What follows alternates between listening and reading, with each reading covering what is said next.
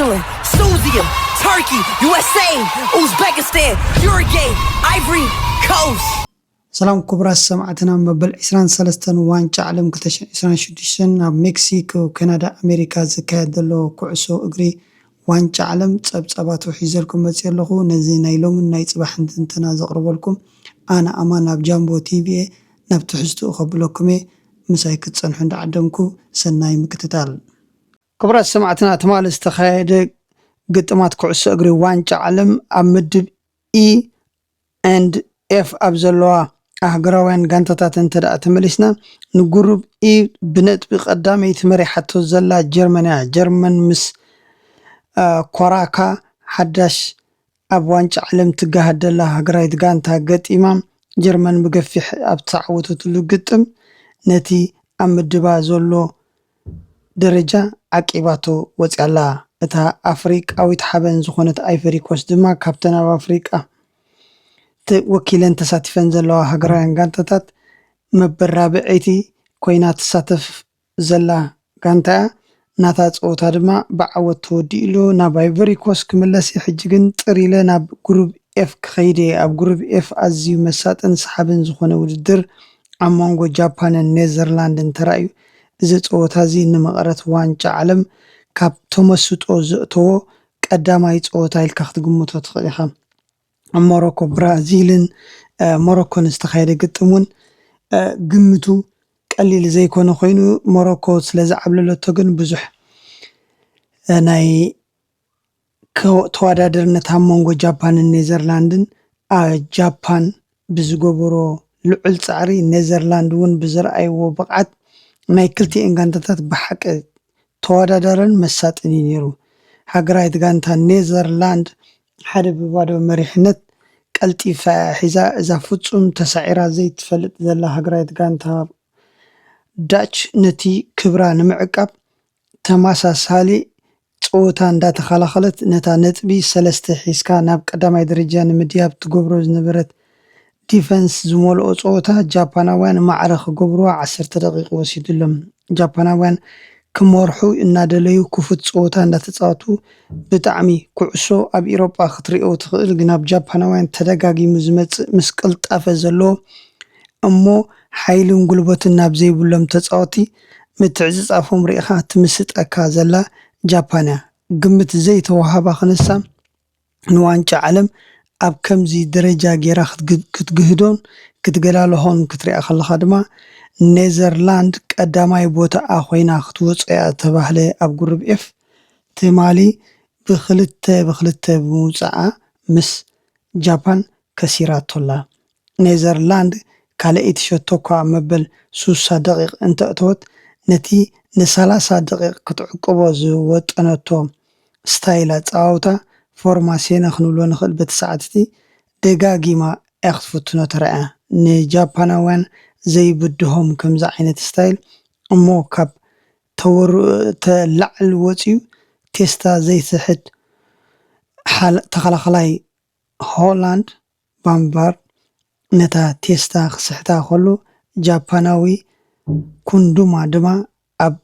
ሰኪዕ ተዕሊብዋ ጃፓን ኣብ መበል 88 ደቂቕ ማዕረ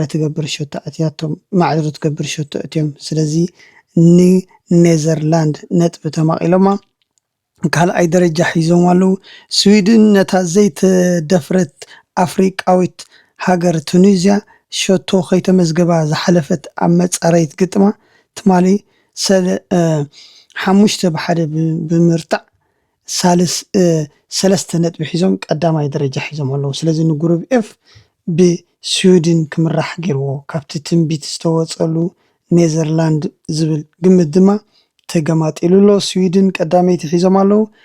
ናብ ግጥም ጉሩብ ኢ ክንከይድ በታ ኣፍሪቃዊት ሃገር ኣይቨሪ ኮስት ክንጅምር ኢና ቅድሚኡ ግን ነዛ ሓፃር ቪድዮ ጃፓናውያን ዘእተውዋ ሸቶ ብምዕዛብ ናብኡ ከብለኩም ሰናይ ምክትታል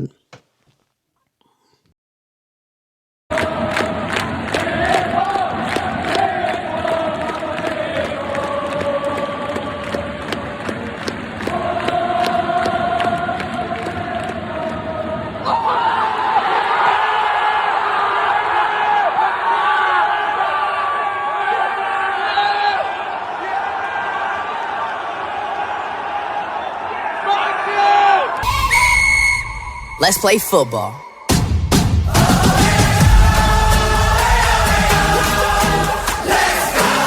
አማድ አበይ ነይሩ ኣብ ተቀያሪ ነይሩ ካብ ተቀያሪ ኩነታት ሃገሩን ኢኳዶርን ቀያይሩ ሸቶ ዘመዝገበ ናይ ለውጢ ተጻዋታይ ጸጋም ኣጥቃዓይ ጋንታ ማንቸስተር ዩናይትድ ዝኾነ ኣማድ ኣብ መወዳእታ ሕንኳኽ ደቃይቕ ንኣይቨሪ ኮስት ጸባስቲዎም ለውጢ እትገብር ሸቶ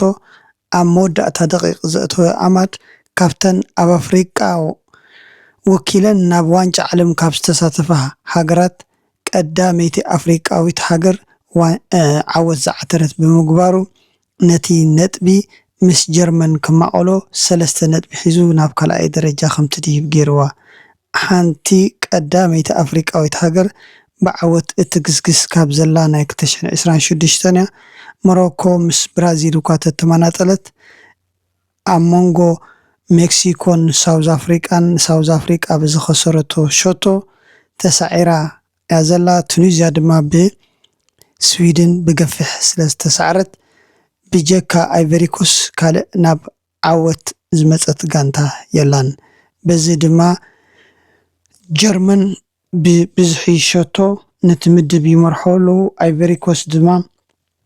ካልአይቲ ኮይኖም ምስ ጀርመን ይስዕቡ ኣለዉ ስለዚ ጀርመንን አይቨሪ ኮስትን ኣብ ዝቕፅል ግጥም ክራኸባየን ብሓፈሻ ንጉሩብ ኢን ንጉሩብ ኤፍን ናይ ዝመጽእ ግጥማትን ስፍሕ ዝበለ ትንተና ክንህብ ኢና ምሳይ ጽንሑ Let's play football.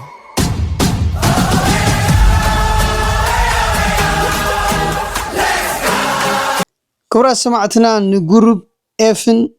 ኢን እቲ ክመጽእ ዝኽእል ጸወታታትን እንዳተንተና ኸለና ሕጂ ድሮ 45 ደቂቕ መሊኡ ዘሎ ግጥም ግብፅን ቤልጅምን ኣብ ዘሎ ውጽኢት እንተዳእ ተመሊስና እታ ንኣፍሪቃ ወኪላ ዘላ ኣፍሪቃዊት ሃገር ግብፂ ሓደ ብባዶ ኣብ መበል 20 ደቂቕ ሸቶ ብምዝጋባ ሓበን ኮይና ኣላ እዛ ኣፍሪቃዊት ሃገር ካብተን 3 ኣህጉራውያን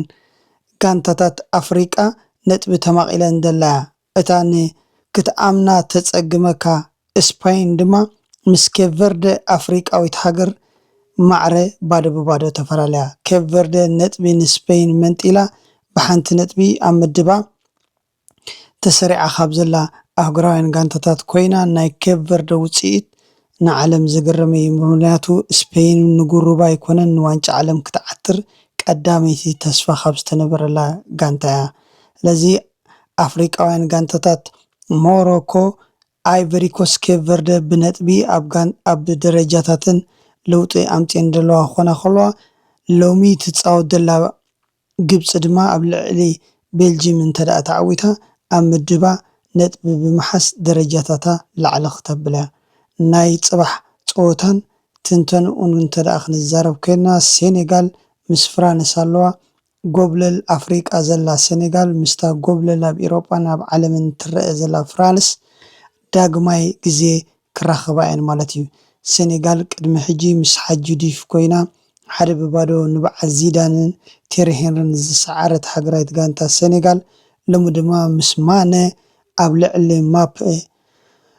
ተምፅኦ ዓወት በዳህን ልዑል ግምት ካብ ዝወሃባን ክኸውን እዩ ስለዚ ናይ ጽባሕ ግጥም ሰዓት 1 ኣብ መንጎ ሴኔጋልን ፈረንሳን ብሓንቀውታ ብምጽባይ ነቲ ትንተና ድማ ኣስፊሕና ክነምፅኦ ኢና ምክትታልኩም ኣዚና እንዳመስገና ተሪፈን ዘለዋ ጸወታታት ምስ ቤልጅየምን ግብፅን ክሓድገኩም ሰናይ ምክትታል Let's play football.